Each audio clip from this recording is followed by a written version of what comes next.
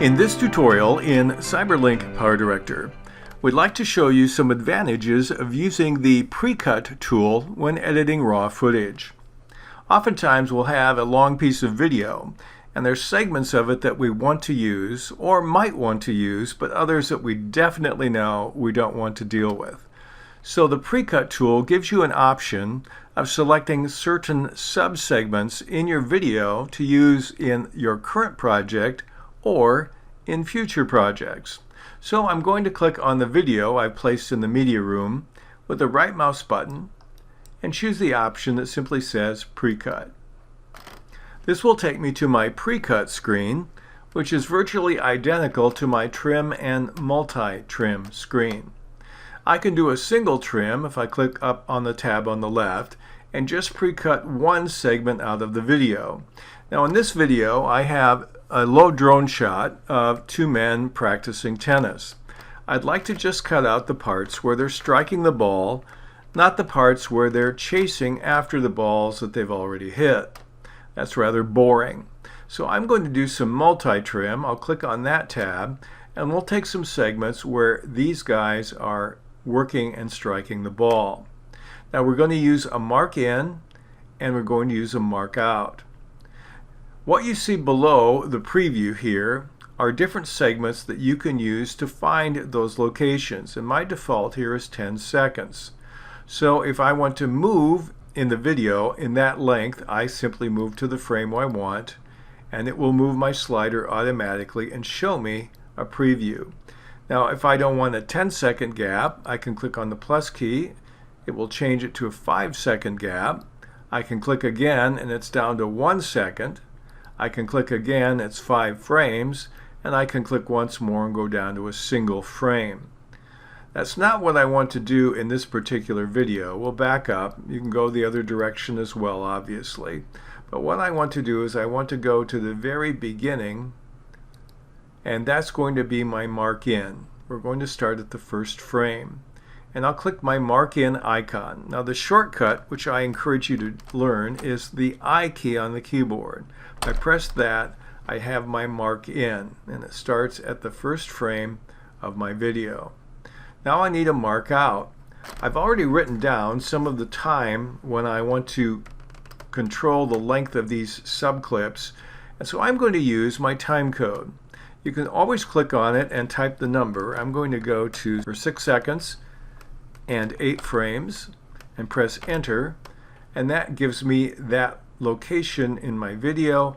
I'm going to use my mark out. Again, we can click here or just press the O key. Now I have my first segment. My second one from the notes I've taken looking at this starts at 22 seconds and 16 frames. I'll press enter. I'll do I for in. And that ends at 43 and 26. Press enter. O for out. I'll do one more. The last one is 1 minute and 3 seconds and 21 frames. Press enter. I for in, and the out is 1:32 and 04. Press enter. O for out. Now I've identified 3 segments that I'm going to use in this video. Then I click on OK. Now what I have is I have 3 precuts that I can use in my project. If I click on the gray up arrow, that takes me back to my main video. I can take and drag it in and use it in my project any way I want, just like a normal segment of video. It's there for me to use. I'll undo that.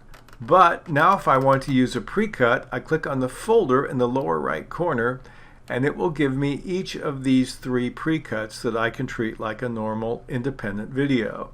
I'll take precut 1 and drop it in the track, and then I'll take precut 3 and put it beside it. Now the precut does not determine the final length of your segment. You can edit this by making it longer or shorter. You haven't permanently shorten the video to this limit, but this gives you an example. So here, when I'm going to play this, we're going to finish the first segment where they're striking the ball, and he hits the ball over to the right, and then we pop instantly to the next one.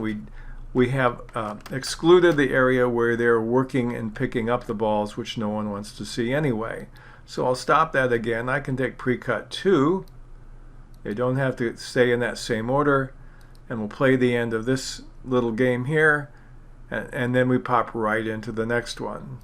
We can add transitions between these and do anything else we want. Now the nice thing about this is when you go back to the major project, if you decide you want to keep those precuts for another particular project, you don't have to do anything. I'm going to go File, New Project, and then I'll bring in my data file. And notice I pulled it in and it remembered that I did precuts on it. So I'm in a completely different project, but I said, that raw data was good. I want to use that. In fact, I'll use Precut 2 in this project to make this work. Now to delete a precut, all you have to do is click on the precut and press the delete key and it will go away for that project. So if you want to remove them, that's an easy way to do that. But precuts are nice ways of taking footage and doing some preliminary editing in terms of segment length and using it in the current project or in the future one.